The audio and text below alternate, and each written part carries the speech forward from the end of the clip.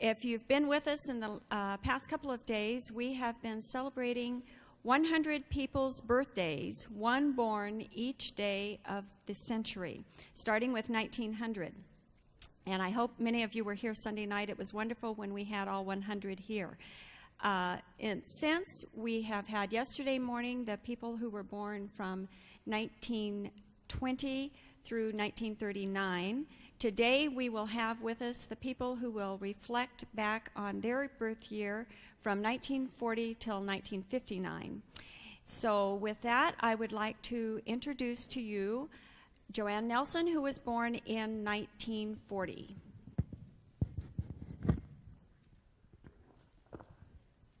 My name is Joanne Nelson. I was born in 1940. That year, Woody Guthrie, the folk singer, recorded "This Land is My Land and Your Land." The Walt Disney movie Fantasia, starring Mickey Mouse, debuted. Thank you. 1941. My name is Deanna Gissel.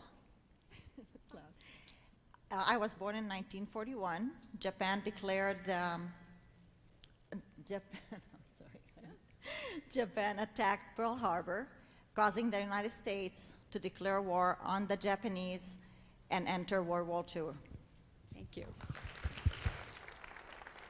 1942. My name is Jerry Toady. I was born in 1942. As part of the Manhattan Project, Robert Oppenheimer invented the atomic bomb, and President Roosevelt demanded the internment of 110,000 Japanese Americans. 1943. My name is Chad Klinger. I was born in 1943 in between the destruction of the German army at Stalingrad and the U.S. invasion of Italy. Casablanca, that film that perhaps best captures the essence of life in the 20th century, received the Academy Award for Best Picture. 1944. My name is Ned Tower. I was born in 1944. Allied troops stormed the beaches at Normandy, France, under the command of General Dwight D. Eisenhower, and the GI Bill of Rights was signed. 1945. My name is Linda Erickson. I was born in 1945. In August, the U.S. dropped atomic bombs on Hiroshima and Nagasaki, prompting the Japanese to surrender and bringing about the end of World War II. 1946. My name is Kathy Christie, and I was born in 1946. In this year, Winston Churchill coined the phrase, the Iron Curtain, and perceived the onset of the Cold War. At Harvard University, they developed the first computer, ENIAC. 1947. My name is Mona Klinger, and I was born in 1947. In that year, the GIs were returning home, the birth rate went up 20%, and parents were scrambling to read Dr. Spock to see how these children should be raised. That year, also, Jackie Robinson was hired by the Brooklyn Dodgers, and the color line went down. 1948.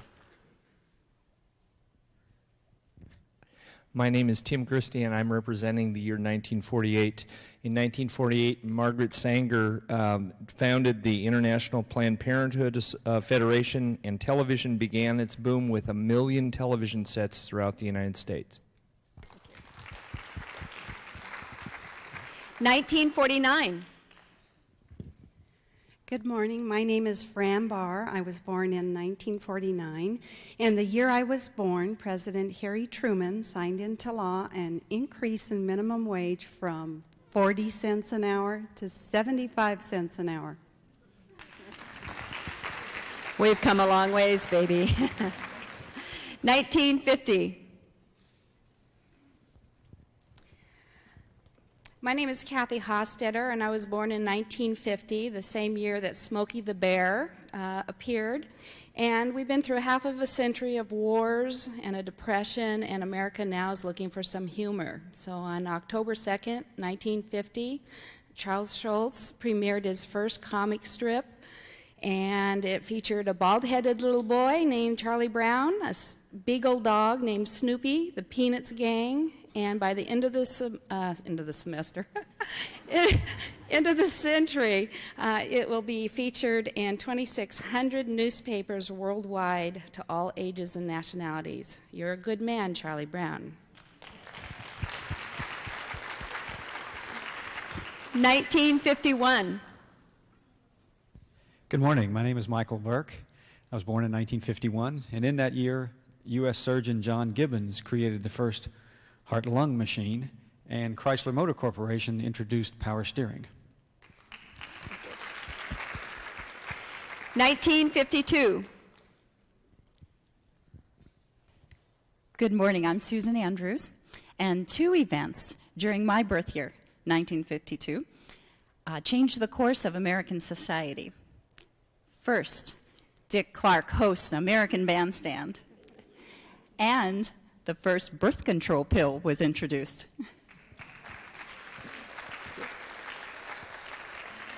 1952.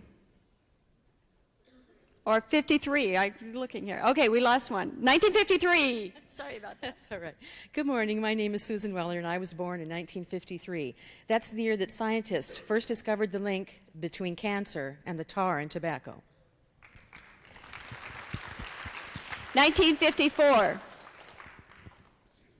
Good morning. My name is Allie Kurtzvogt, and I was born in 1954. And in 1954, President Eisenhower proposed the interstate highway system, and baseball legend Joe DiMaggio married Marilyn Monroe. The union only lasted 9 months. 1955. Right. Good morning. My name's Terry Jones. 10 minutes after my birth, they announced that Jonas Salk had discovered the cure for polio. 1955 also marks Rosa Parks' historical stand against segregation and against racial indifference, and started the civil rights movement. 1956. My name is Darrell Stavros, and I was born in 1956. In that year, Elvis Presley topped the charts with Hound Dog, Heartbreak Hotel, and Love Me Tender. I think he could have sung a few bars if we'd asked him. 1957. Hello, my name is Maggie Lyons. I was born in 1957. In Little Rock, Arkansas, the civil rights movement shifted into high gear as white crowds protested desegregation in public schools, and President Eisenhower had to send in the National Guard. Also in that year, our beloved Dr. Seuss published his all-time classic children's book, Cat in the Hat. 1958. Hi, I'm Brad Dugdale. I was born in 1958. Alarmed by recent advances by the Soviet space program, the United States established NASA, the National Aeronautics Space Administration, to coordinate its own effort to reach space. America's first satellite was released this year. Also, the American Express and Bank America cards made their debut. Aren't we glad, ladies? 1959.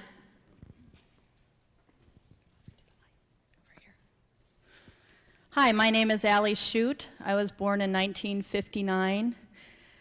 And some people might find it appropriate that the fashion doll Barbie was also born in 1959 and sold for $2.50. Hawaii and Alaska both became states that year. Thank you. And 59's it, right? This is it, our baby boomers, 1940 through 59.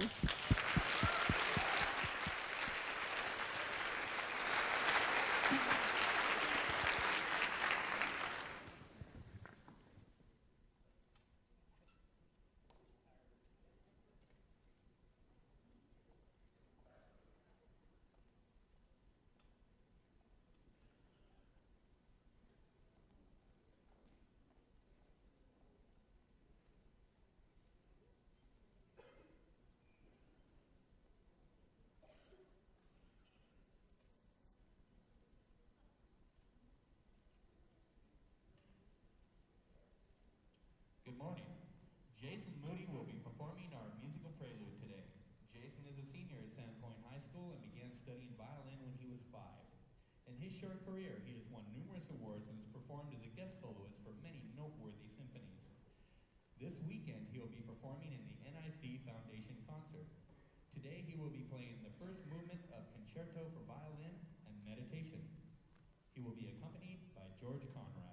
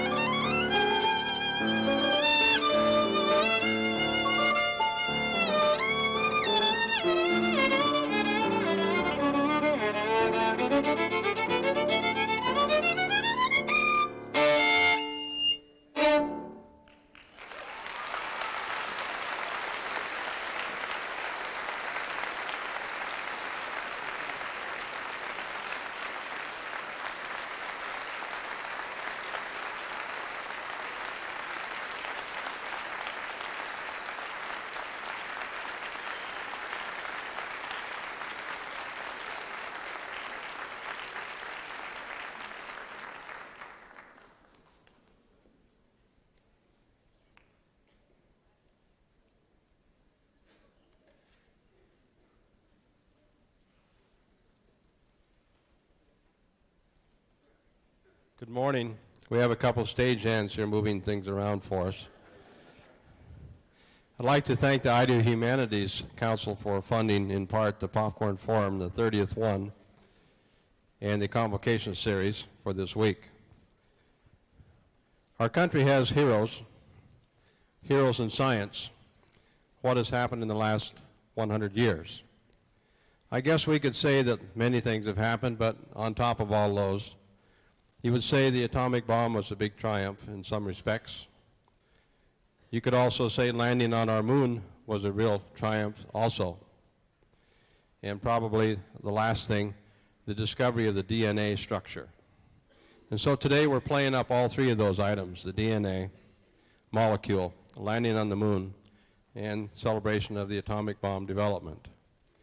We have in the foyer outside a display of moon rocks, 6 different types of moon rocks from the highlands and the lowlands of the moon. So avail yourself. The moon rocks will be in the foyer until about 12 o'clock. Today's schedule at 9 o'clock is Robert Oppenheimer. That's this morning. 1 o'clock there's a panel in the Student Union building in the Lake Coeur d'Alene room, and in that panel will be Amelia Earhart, a lady aviator, Glenn Seaborg, an American chemist, Enrico Fermi, an Italian physicist who worked in America, and Dr. Werner von Braun, who is a German rocket scientist that worked for the United States. That panel will be exciting because we're going to talk about landing on the moon and the development of the atomic bomb. 7 o'clock this evening in the Lake Coeur d'Alene room, there will be 2 people, Crick, H.C. Crick, and James D. Watson. Francis Crick and Watson were the co-inventors of the DNA molecule. Without spending a lot of time on this next person who's going to show up, I am Kurt Nelson, who is pleased to be here to greet all of you this morning. And this person is Clay Jenkinson, who is a Friend Chautauqua performer who has been on our campus before portraying Thomas Jefferson to his credit. And he has chosen this character, Robert Oppenheimer, as one of the heroes of our nation. So at this time, I'd like to introduce Dr. Clay Jenkinson, a Rhodes Scholar, a Thomas Jefferson lookalike, I guess you would say, and also now this morning, Robert Oppenheimer.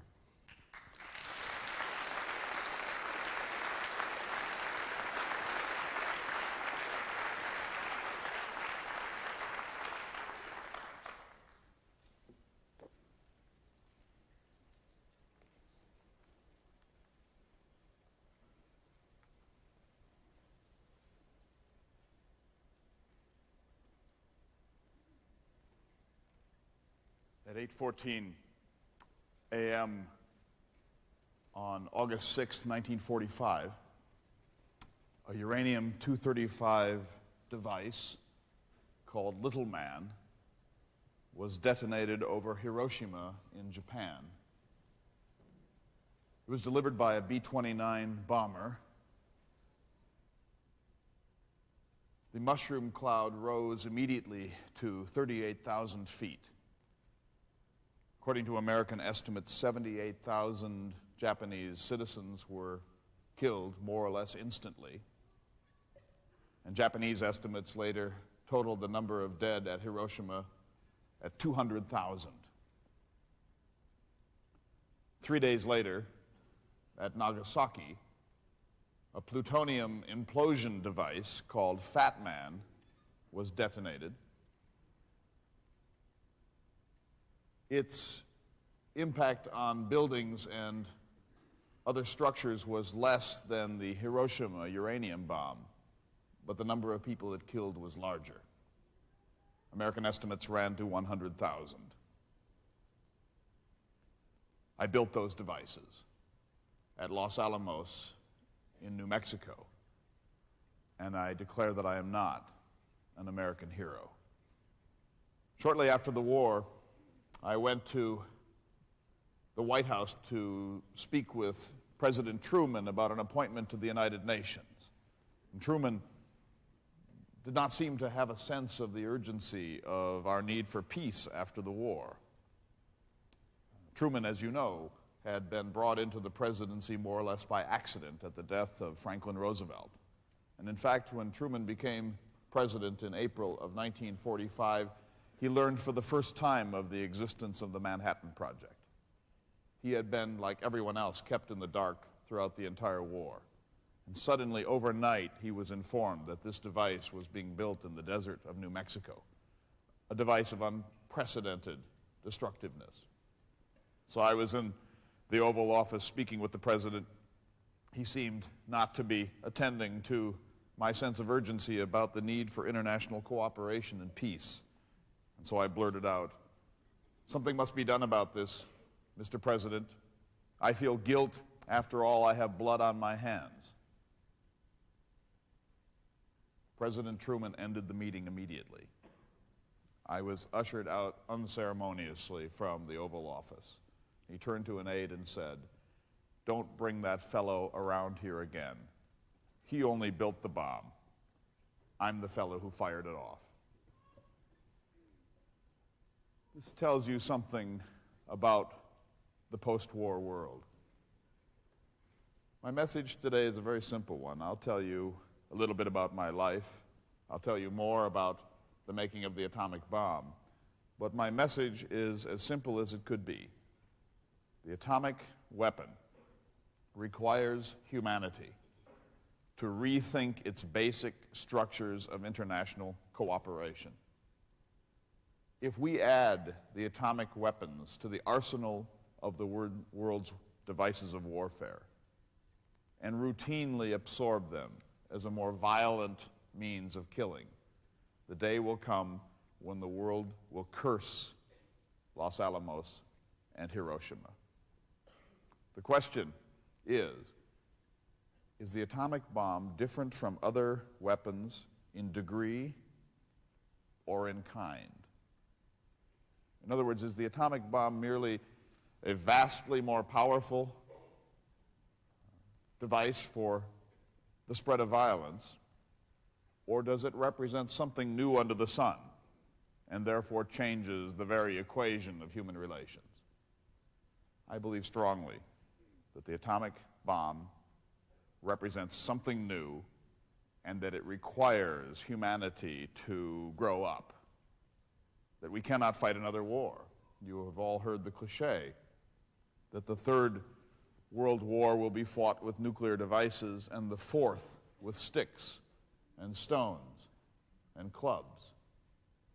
And so there is a deep urgency for humanity to share its basic knowledge, to find ways to tolerate differences, to coexist in the world, and to find a mechanism, perhaps the United Nations, that will enable us to back down from the brink of global conflict. There cannot be a third world war. Well, let me tell you as little about myself as possible. I'm only interesting insofar as I'm the man who was asked to produce the atomic bomb. I was born in New York City in 1904. My parents were German Jews, part of the Jewish diaspora to the New World. I was a precocious young man. I joined the New York Meteorological Society at the age of 11 and gave my first learned paper to it at the age of 12. I read more than any of my fellow students at Felix Adler's School for Ethical Culture in New York.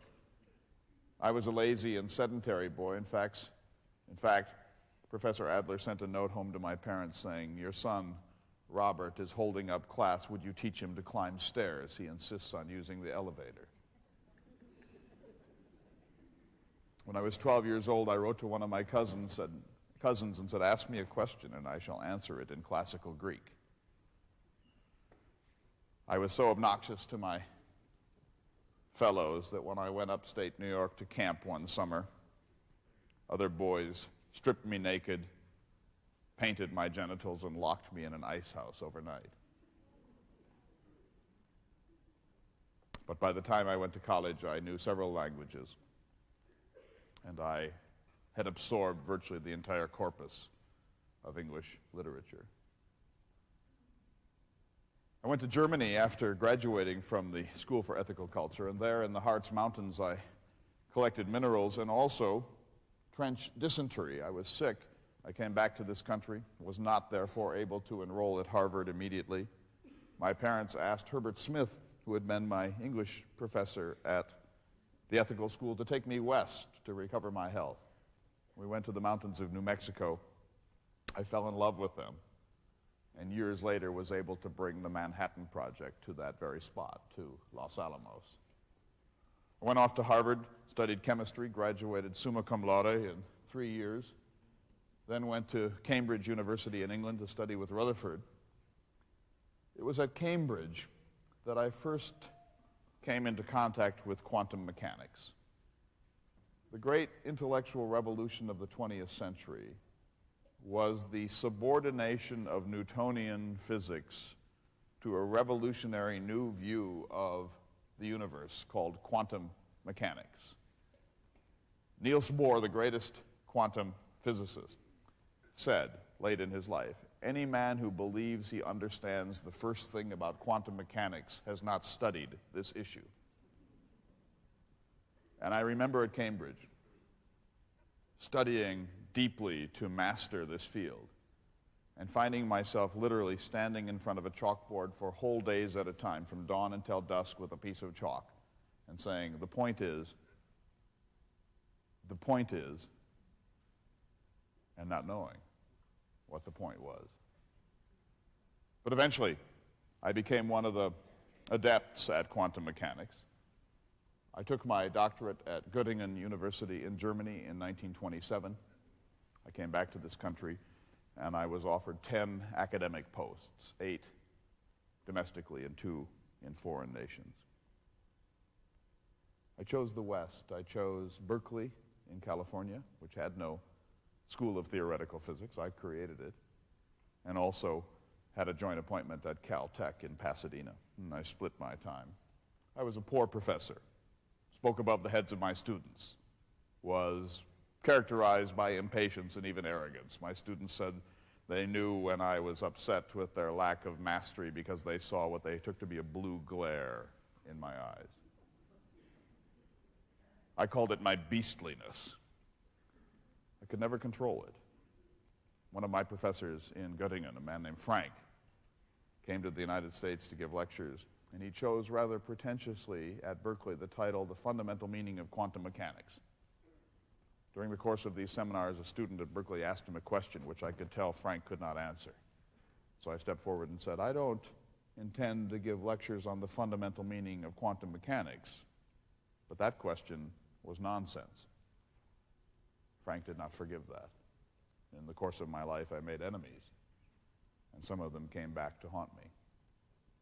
Well, it was 1936 when I first came alive. You cannot understand how disconnected I was from the real world. For example, when the Depression came in 1929, I did not learn of it for 6 months. I did not have a newspaper. I did not have a radio. I did not have a telephone. I was reading Dante in the original when the stock market collapsed. I was as disconnected as it is possible to be. But in 1936, I suddenly came alive for 3 reasons. First, I had Jewish relatives in Germany, and it was clear that Adolf Hitler and his Nazi party were bent on the destruction of the Jewish classes. Second, the Depression had a noticeable effect on my graduate students who were finding it almost impossible to find employment. And third, it was that year that I met a young woman named Jean Tatlock. She was the daughter of a language professor at Berkeley. He was virtually a fascist in his politics, and she had bounded over to the opposite end of the spectrum. She was a leftist, and she took me to leftist meetings, including meetings of organizations that had ties to the Communist Party. Between 1936 and 1941, I gave a few $1,000s to left-wing causes.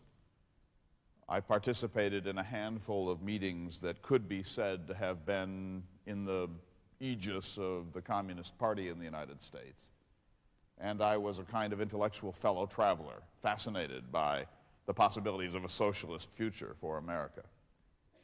But I was never a member of any Communist Party whatsoever. And I can tell you with deep sincerity that I never did anything in the course of my life that could be construed by anyone as treasonous to the security of the United States. Well, our concern was that Hitler would get an atomic device in time to win the war. And the Manhattan Project was not designed against Japan. Japan became the accidental recipient of the atomic bomb. The Manhattan Project was designed to beat Hitler to a bomb, and thus to save civilization. Alexander Sachs, who was a rich merchant, went to see President Roosevelt in 1941. He carried with him a letter from the greatest physicist in the world, Albert Einstein. Einstein had been induced to write a letter to the president saying essentially, recent developments in physics have shown the possibility of splitting, and in doing so releasing energies of an unprecedented sort which might have a military application. That letter had been written by Einstein at the insistence of a Hungarian physicist named Leo Szilard. Einstein was rather reluctant to write the letter, but he did it. And then that letter was carried to the president by Alexander Sachs. But Sachs knew that President Roosevelt's attention span was limited. He was concerned with other things, and he was not a theoretical man. So Sachs said, Mr. Roosevelt, rather than sit and watch you read this letter, I should like to tell you a story. And having obtained the attention of the President of the United States, Sachs told the story of Napoleon Bonaparte. When Napoleon was about to fight his last great battles against England, an American Yankee named Robert Fulton visited Napoleon and said to the dictator, I have a device which might allow you to propel ships in any weather, good winds or bad. This might enable you to win your war against our old enemy, Britain. Napoleon, with his usual impatience, dismissed Robert Fulton, lost the chance to incorporate steam into his propulsion, and lost his war with Britain. Sachs said, that story, Mr. President, will tell you what you need to know about Professor Einstein's letter. And Roosevelt, who was an intelligent man, said, what you're telling me is that we must get this device so the Germans don't blow us up. And Sachs said, precisely. So President Roosevelt set in motion a small committee to study this business. It languished until December 7th, 1941, when the Japanese attacked Pearl Harbor.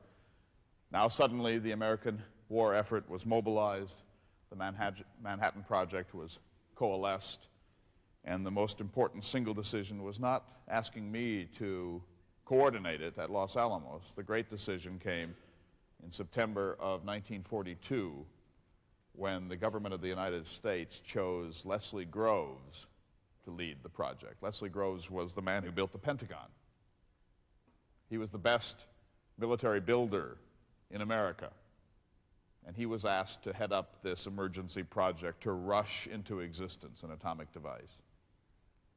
Let me give you a sense of what an extraordinary man Leslie Groves was. He was huge. He was always bursting out of his Army uniform.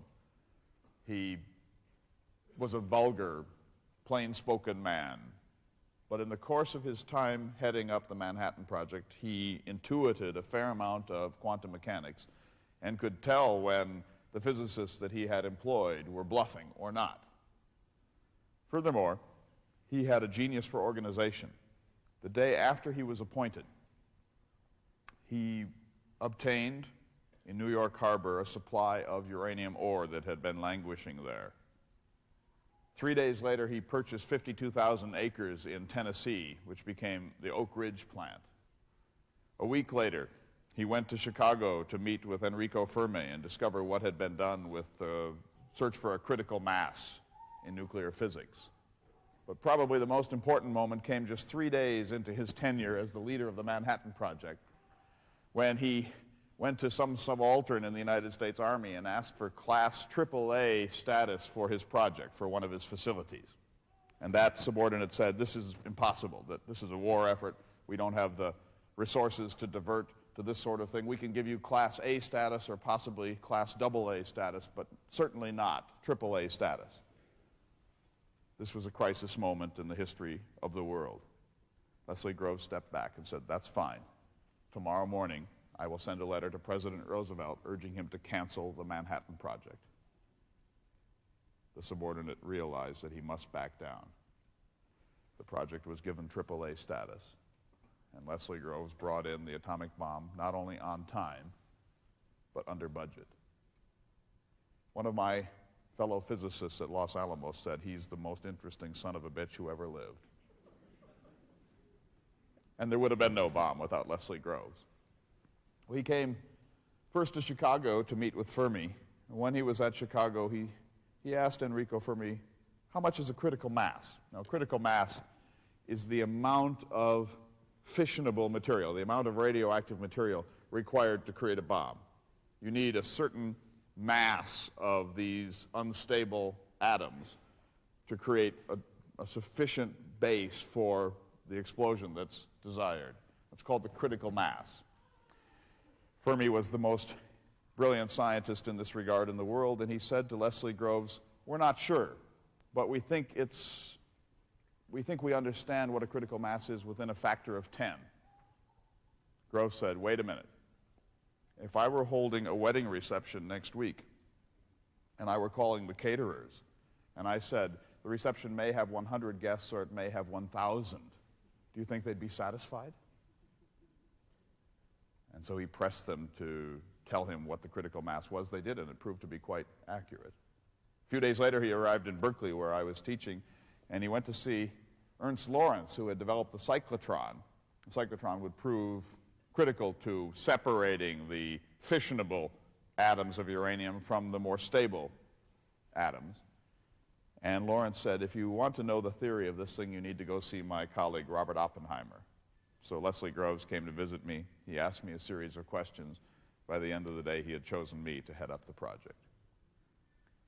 Now, all of my life, I had wanted to build some sort of a seminar facility in the mountains of New Mexico. So we surveyed a number of sites to determine where we would build this device. Reno, Nevada was briefly in the list, San Bernardino for a time, but both of them proved to be inadequate, and in the end we chose Los Alamos. I said earlier in my life, my two great fascinations are physics and the desert. I wish I could combine them, and now I did. But Leo Szilard said, "Who can think in a godforsaken place like the desert?"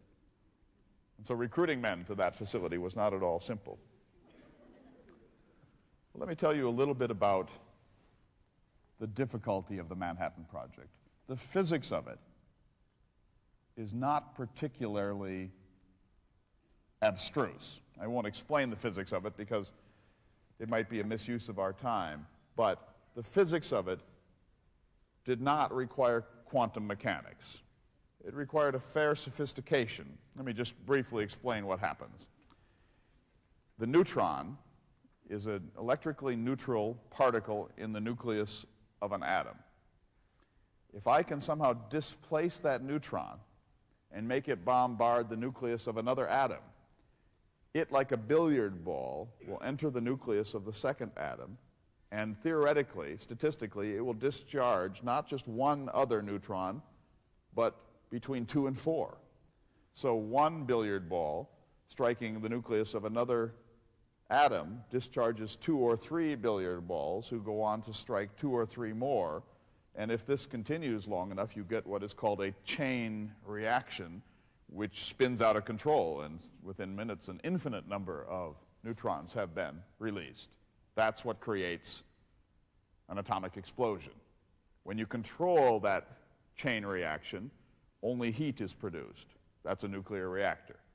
But if you allow that chain reaction to proliferate without control, at some point a gigantic release of energy, so instantaneous that it produces an explosion, will occur. Does that make sense? So the great desideratum is to get this neutron into the nucleus in a timely fashion and to have enough fissionable material there to produce an instantaneous blast.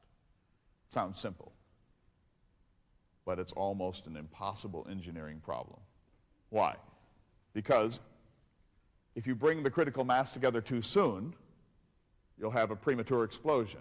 And so the two subcritical masses must be kept separate until the moment of the desired explosion, and then they must be jammed together instantaneously.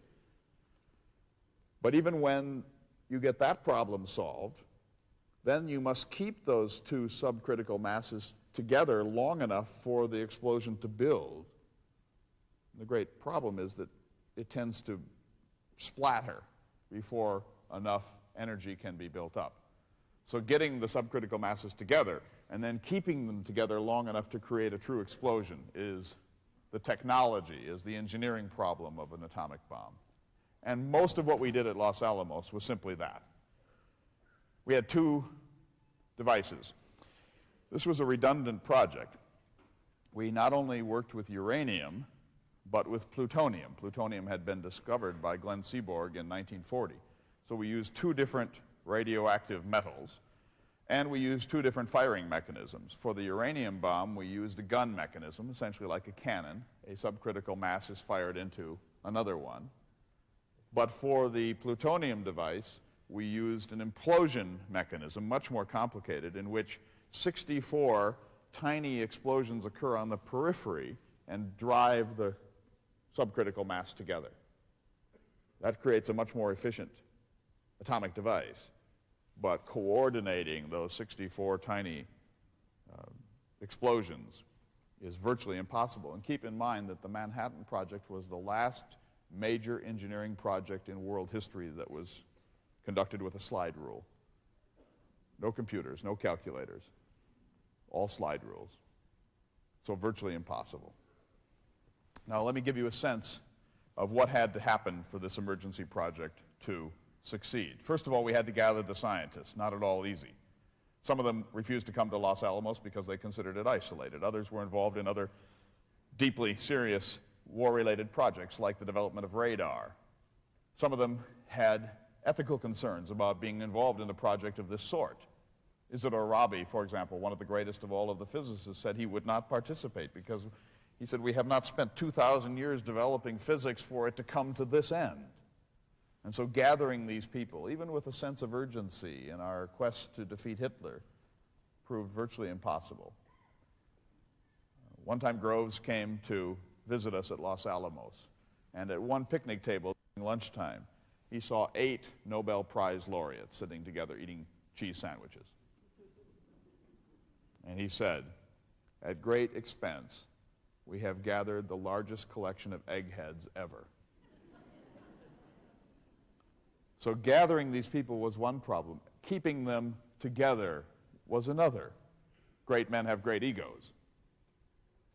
And some of them were not easy people to get on with. Edward Teller, for example, the father of the hydrogen bomb, virtually wasted his time at Los Alamos because he wasn't interested in the atomic device. He was interested in the hydrogen fusion bomb. This was years ahead.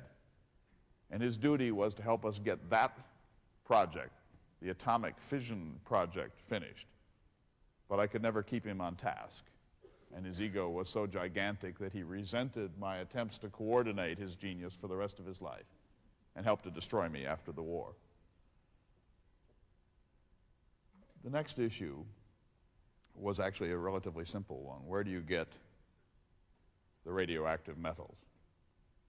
Luckily, the United States, through Leo Szilard, had obtained most of the world's existing uranium from the Belgian Congo. And so we had access to the material. But now the real issue comes to play. If you have a ton of uranium, only the tiniest portion of it is actually radioactive or fissionable in the way that's required for a bomb. Uranium-238 is no good for an atomic device. You need uranium-235, and uranium-235 exists in uranium ore at the ratio of 1 to 300.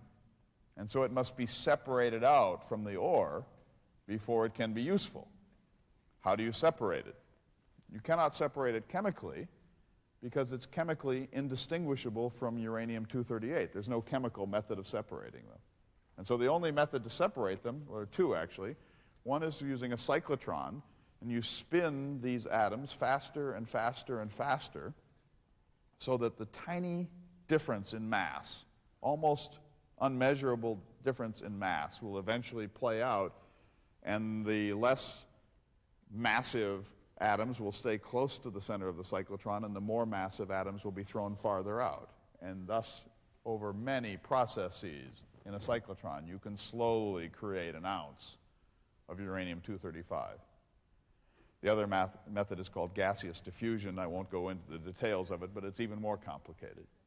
So by the time the war ended in 1945, to create 2 atomic devices, with 7 more in the works, we had built up the largest industrial base in human history, larger than the automobile industry. Hanford in Washington, the Oak Ridge facility in Tennessee, both built from the ground up specifically for this project and no other. Los Alamos, created, carved out of the desert. When Leslie Groves asked me what I would need there, I said maybe 30 scientists and 100 workers. By the time we built the bomb, there were 6,500 permanent employees at Los Alamos. We doubled and doubled and doubled the size of the staff again and again. There was no running water at Los Alamos. So people lived largely without baths, in barracks that would be a shame to any civilized nation. And yet we had a very good time there. We had Edward Teller, Hans Bethe, eventually Isidore Rabi came, Enrico Fermi, and the merry prankster of the nuclear movement, a man named Feynman.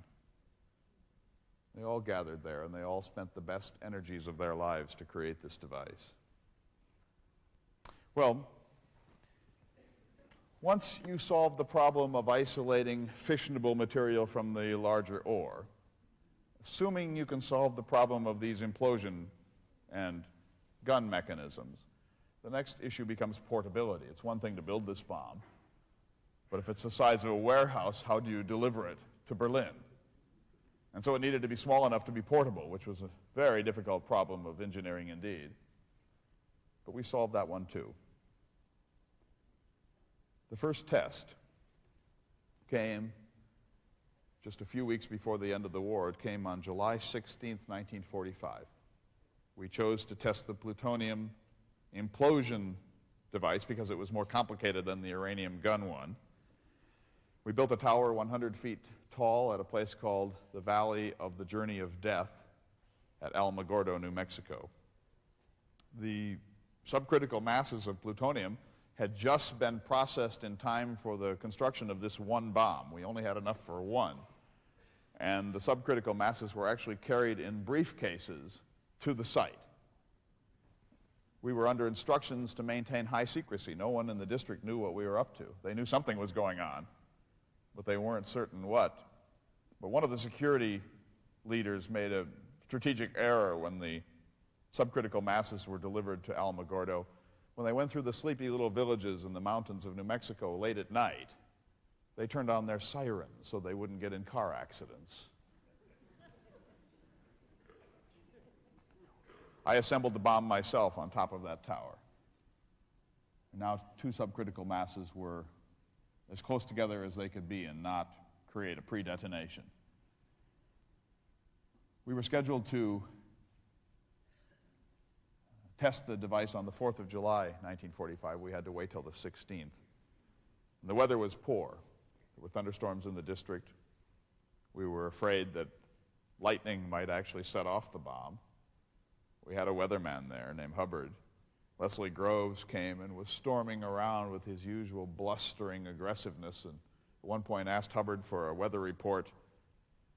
Hubbard said that he hoped that it might clear by dawn, but he couldn't be sure. The thunderstorms were continuing to roll in. And Groves exploded and said, "By God, if that thunderstorm comes, I'll have your head," which seemed irrational to me. We'd built bunkers at 10,000 feet and 20,000 feet and so on. And then the moment came, 5:29 a.m. on July 16th, 1945. Strangely enough, on the Voice of America radios that were on hand, some confusion of signals had occurred, and we were listening to Tchaikovsky's Serenade for Strings. It was the first countdown in human history. We had been told not to look directly into the blast because it would blind us, and all but one of us abided by that suggestion. Only Feynman insisted upon looking at it directly. He was blinded for 4 days. Enrico Fermi and I were standing at 10,000 feet. I'll come back to Fermi in a moment. Edward Teller was there. Teller, the buffoon as always, was seen spreading suntan lotion all over his face and body. And then the moment came, and the device worked. The mushroom cloud rose within 7 minutes to 38,000 feet. Could be seen in 3 states. The secretaries at Los Alamos, when we came back on buses later that day, said that the men who had been at the site had a look in their eyes that they had never seen on a human face before. I later said we were a Promethean being now. We had stolen the fire of the gods and brought it to earth. There was a blind girl who lived in Santa Fe, and she was being driven to her piano lesson in Albuquerque. She had never seen, not once, from her birth. She was being driven in a station wagon from Santa Fe to Albuquerque that morning, and when the blast occurred, she said, "What was that?" And she actually saw, for the first and only time in her life,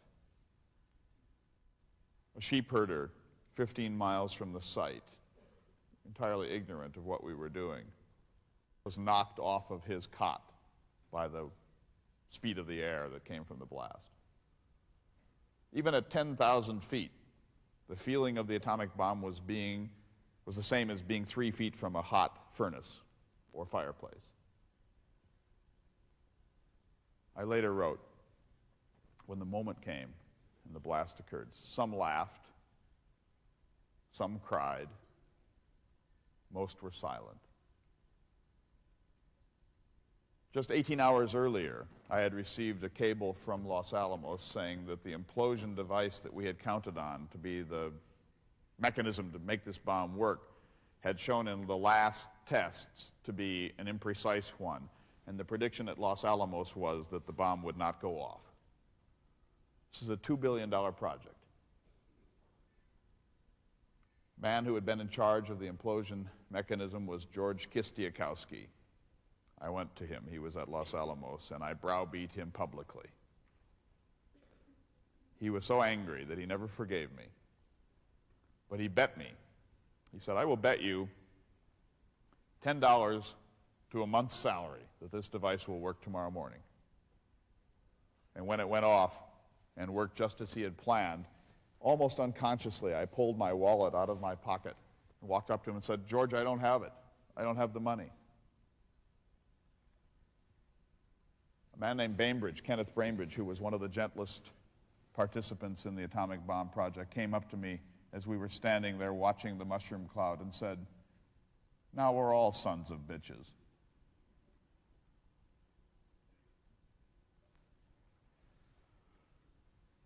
We came back to Los Alamos. News was cabled to the new president, Harry Truman. He was at Potsdam, near Berlin. And the next day, he went up to Joseph Stalin and said, there is a new device that we have just tested of unprecedented war magnitude. And Stalin said, sounds interesting, and walked away. Truman could not understand why Stalin wasn't more curious. But we later discovered that there were spies at Los Alamos, and Stalin was well aware of everything that we were doing, and in fact had begun to rush the Soviet Union into its own atomic program. I sat on a committee whose function it was to determine what to do with these bombs. Now, the German war was over. The German war ended in May of 1945. The first test wasn't until July 16th at Alamogordo. And so the question was, shall we use this device against the Japanese or not? The answer was unanimous, yes. If so, how? That's where the struggle began. Leo Szilard, the man who had induced Einstein to write his famous letter to FDR, Szilard now believed that the bomb was a bad idea. And he was lobbying for us to do a demonstration bomb. That is, to invite senior diplomats of the Japanese Empire to come to a lonely atoll somewhere in the Pacific and to drop a demonstration bomb where it could do no damage to any human being, show the Japanese our capacity and urge them to reconsider their willingness to carry on with the war. We decided not to permit that. And I will tell you that I was one of those who argued against it. I believed that if we called the Japanese to a demonstration project, there would be two problems. First of all, what if it didn't go off? If it didn't go off, the Japanese might redouble their resolve. And secondly, how would the Japanese know its magnitude from the damage it could do to a tiny sand island in the Pacific? The device needed to be tried not only on a military site in Japan. This is the hard part. We believed that it must be used against a large civilian population. In other words, that the atomic weapon could only make its point if it vaporized tens of thousands of people who were civilians, that it must be used as a weapon of terror if the Japanese were to be brought to their senses. And so I did not oppose Hiroshima, and I did not oppose Nagasaki. In fact, when the news came from the Enola Gay, cabled back to us 15 minutes after the blast, I came into the meeting room at Los Alamos with my hands raised like a victorious prize fighter. After the war, my conscience began to take over. I said later, it now must be said that physicists have known sin. And I regretted not what I had done, but what I had unleashed. I think the bomb was justifiable. The Germans had to be stopped, and if Hitler had had the bomb at the time of Stalingrad or the Battle of Britain, imagine how different the history of the world might have been. There might not be a Jew living today on Earth. The bomb was defensible. And if there's going to be an atomic device, it needs to be pioneered by a nation that knows restraint. I even believe that it's possible to justify the use of the bomb against Japan, at least at Hiroshima. Nagasaki is another question, because Nagasaki came just 3 days after the initial bomb.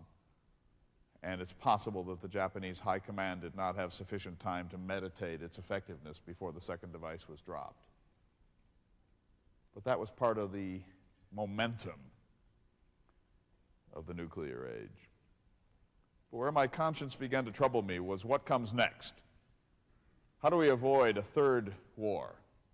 How do we avoid the proliferation of this device around the world? Because it's not particularly difficult to build an atomic bomb. It requires an enormous infrastructure and a large economy and a national will, but there's nothing obscure in the physics of it. It's within the capacity of any zealous person with resources. So how will we prevent this from destroying Earth? I believe the United Nations would play a role. I believe that we must share our atomic secrets with the Soviets and with the British and with the French and with all nations that agreed to cooperate for the peaceful use of this device. And I believed above all that we must prevent the development of the hydrogen bomb. The atomic bomb is a fission device. It's relatively small. There is a maximum size to an atomic bomb. The hydrogen fusion bomb is a very different sort of thing. In fact, it's triggered by an atomic device, and there is no practical limit to the size of a fusion bomb, a hydrogen bomb. It was Edward Teller's baby. It was called the super bomb in my time. And here was my logic. Based upon what happened at Hiroshima and Nagasaki, I concluded that there was no military installation on Earth that could not be destroyed utterly by an atomic device. And so if an atomic device can destroy anything that you might wish to destroy, what moral justification could there ever be for a hydrogen device? Because a hydrogen device is merely overkill. And so a hydrogen device has only one justification in war. It can only be seen as a weapon of genocidal proportions. And therefore, the United States, the nation which stands for Enlightenment principles, must not be the originator of this device. If the Soviets develop it, perhaps we must have a project to respond. But why should we pioneer this thing? And so I opposed it. And by opposing it, because I was a man of the deepest charisma, I discouraged a number of young physicists from participating in Teller's project. Well, in 1954, the Cold War destroyed me. Teller and his cohorts insisted that there be a security hearing to see whether I had committed treason against the United States or held up our struggle with the Soviet Union by opposing the hydrogen bomb.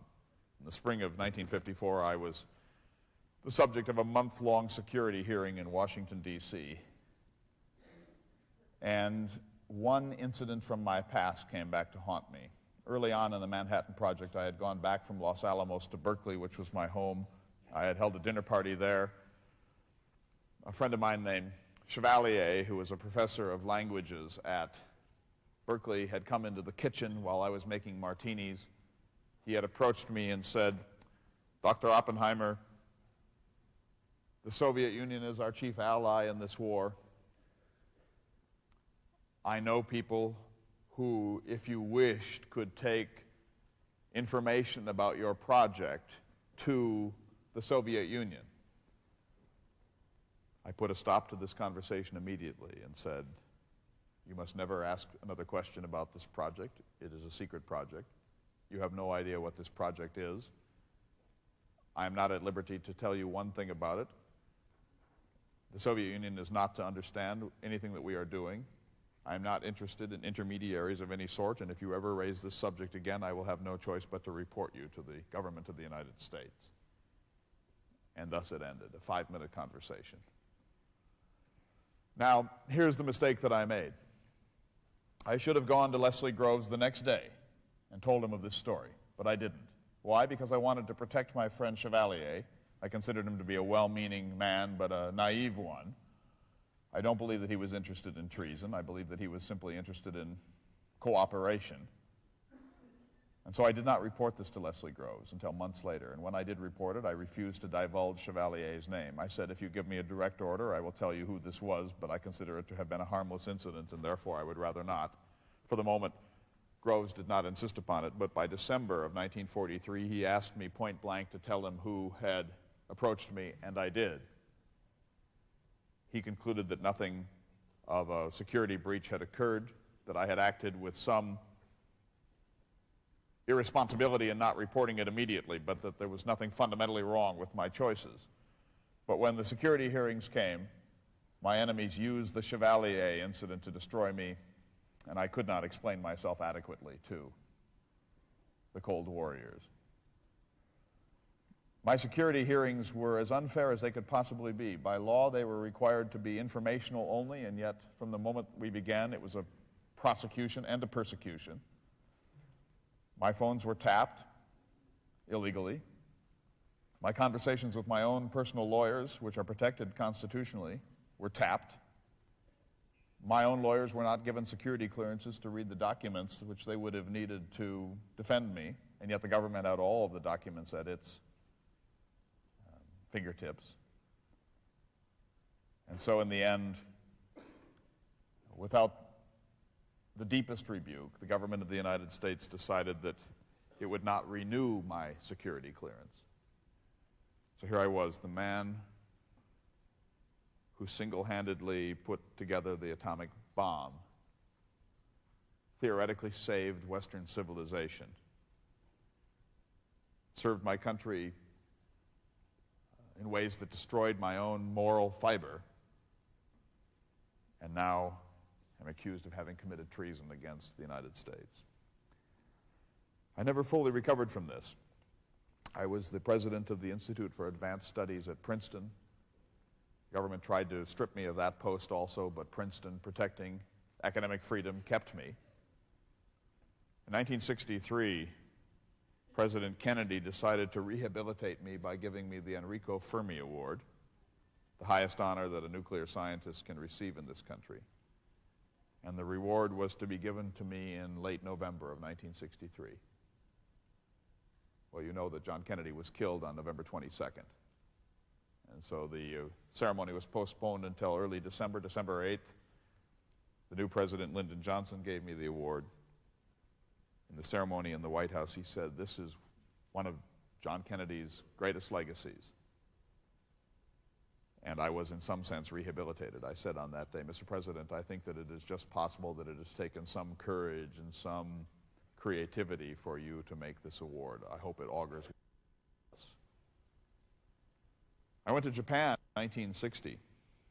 My friends and advisors told me not to go.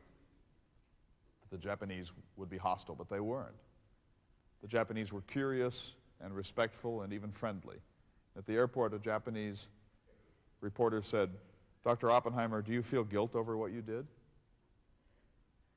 And I said, "No. If I hadn't done it, somebody else would have done it.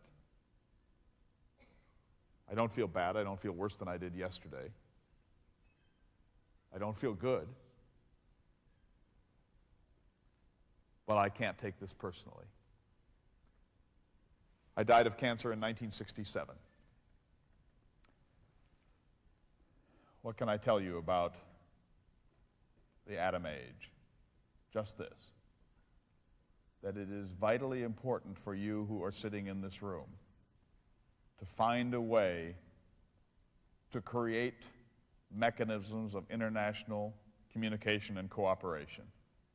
Because I promise you, the moment is going to come, probably in your lifetime, when the world again reaches the brink of total war.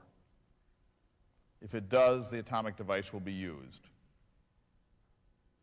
And the advances in the technology of violence between Hiroshima and your time are stupendous. They're incalculably large. So the moment is going to come in your own lifetime when the world advances towards Armageddon. And you are going to have to find a mechanism between now and then to prevent the annihilation of humanity, or the world will indeed curse the names Los Alamos and Hiroshima and Oppenheimer.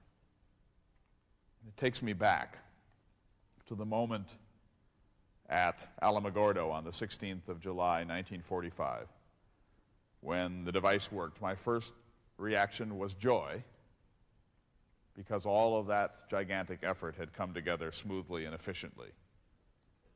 But immediately in my mind, as I stood there in the desert watching that mushroom cloud, my immediate response was to flash back to one of the Hindu sacred texts, the Bhagavad Gita. And these words came from nowhere into my consciousness, and I said, I am become death, the destroyer of worlds. Thank you.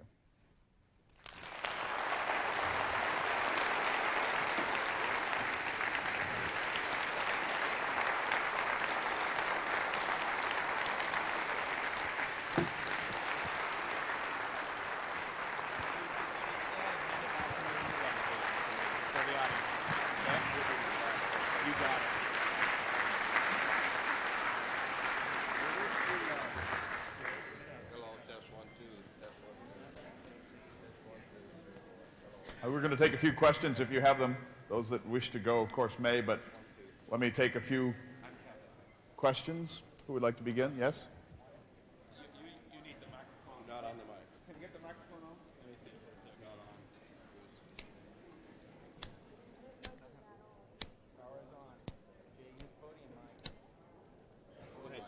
Testing, testing. You need to come to the mic because we are videotaping this. Can you? If you have questions, please come down to the microphone.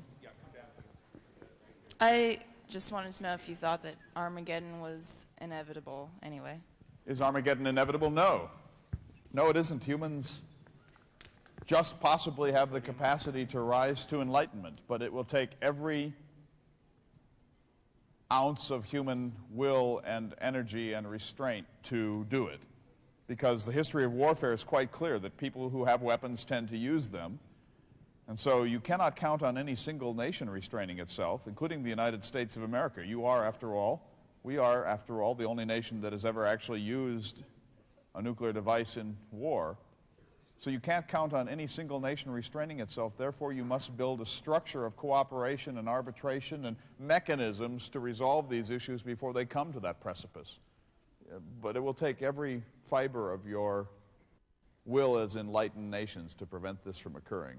Now, I later in life said, do I regret having let this genie out of the bottle? In a sense, yes, but of course it would have been done. It would have been done by somebody. It would have been done by the Soviets. It would have been done by the Japanese. It might have been done by Hitler. One of the ironies is that when we invaded Germany, we found that Hitler's bomb project had been suspended in 1942, and so there was no German bomb. But we didn't know this at the time. So it would have been produced eventually by somebody. So I don't regret that. And I don't think you can put the genie back in the bottle. You might be able to put the toe of the genie back in the bottle, but you can't put it entirely. And so now the question becomes, what are you going to do with this weapon? How are you going to avoid using it as a routine matter? How much credit do you give Ernest Lawrence in the development of the atomic bomb? Everyone talks about Oppenheimer, they talk about Teller, they talk about Seaborg, but Ernest O. Lawrence is seldom mentioned. Could you have built the bomb in the time frame that you did without the cyclotron?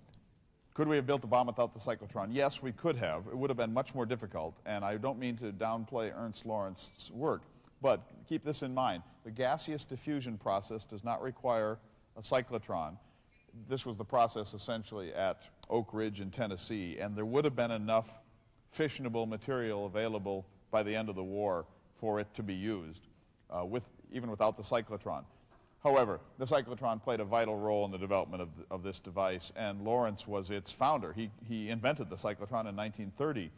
So he is critically important. In fact, Leslie Groves offered the leadership, the coordinating role for the atomic device to Lawrence, but Lawrence turned it down. For one thing, Lawrence was a mechanician rather than a theoretician. He did not fully understand the theory of quantum mechanics and nuclear physics.